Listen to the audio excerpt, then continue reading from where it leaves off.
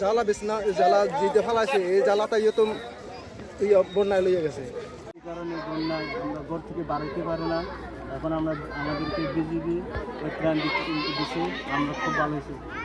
আমরা এই ত্রাণ পাইয়া ভালো ভালো ভালো লাগছে।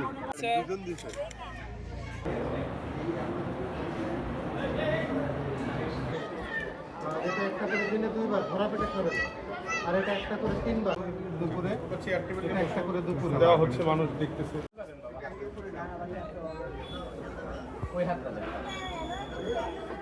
আবার কাজকর্ম সব বন্ধ, অগন বিজিবি চোর পাইছে এটা